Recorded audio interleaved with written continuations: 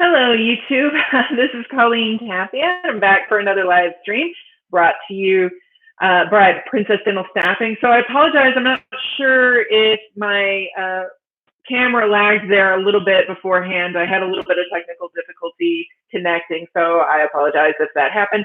But I'm here now, and today's topic is writing a resume for a dental assistant position when you're still in school. Okay, so that is the topic for today. So let's just jump right in, okay? So um, first and foremost, let's talk about what a resume is. Essentially, a resume, in its most basic sense, is a personal advertisement, okay? It advertises your knowledge, skills, and abilities to potential employers. And with that in mind, we want to make sure that our resume is the best personal advertisement that we could possibly have. And one of the ways that we do that is by making sure that we have the fundamentals squared away. And when I talk about fundamentals, I'm talking about spelling, I'm talking about grammar, style, consistency, and all those different elements, okay? So, making sure that your resume is free of spelling and grammar errors, making sure that it's all very consistent and that the style is all very consistent and that it's an eye-catching resume, because they really do make a huge impact.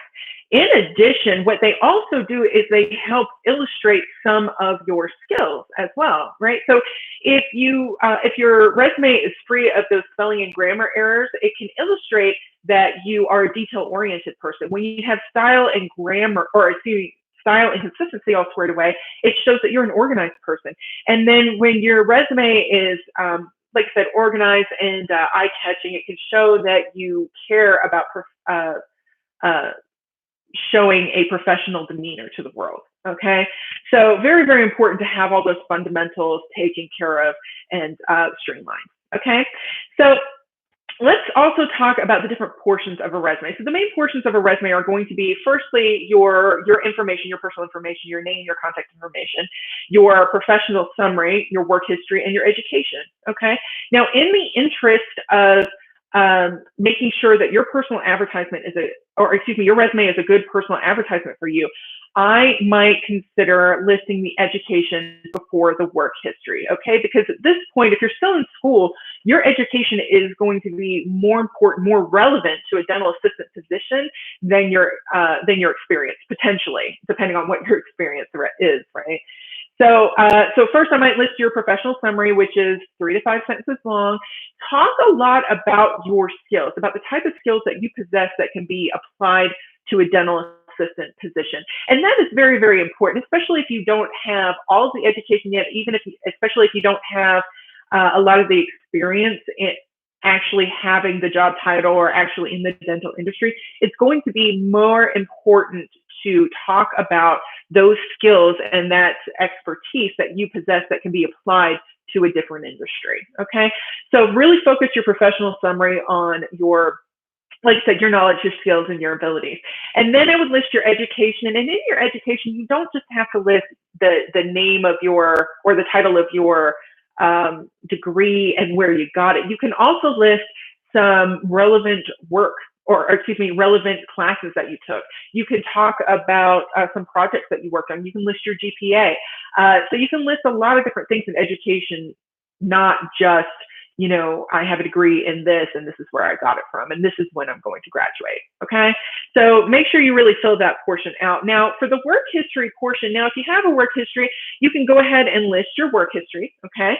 And really focus your work history again on those skills that you possess that can be applied to a dental assistant position. For example, focus on your customer service skills, focus on your time management, your technical skills on the computer, all those different sorts of things, okay, can really be, even though they're not in the industry that you want to go into, can be really relevant and related to where you want to go, okay? So those are the main parts of the resume.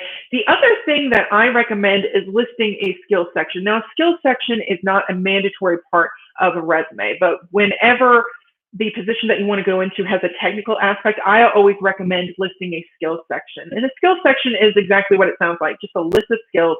And depending on how much room you have on your resume, I might list between 9 and 15 different skills. okay, that are related to being a dental assistant.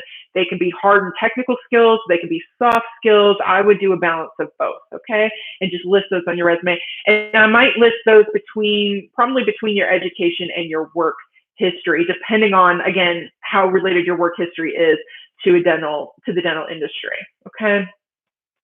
So those are my tips and tricks for you regarding writing a resume for a dental assistant position when you're still in school.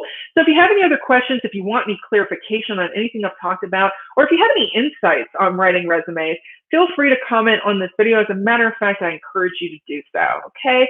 So thanks for tuning in today on this wonderful, wonderful hump day. And I hope the rest of your day goes very, very well, and I will see you tomorrow. All right, have a great day. Bye.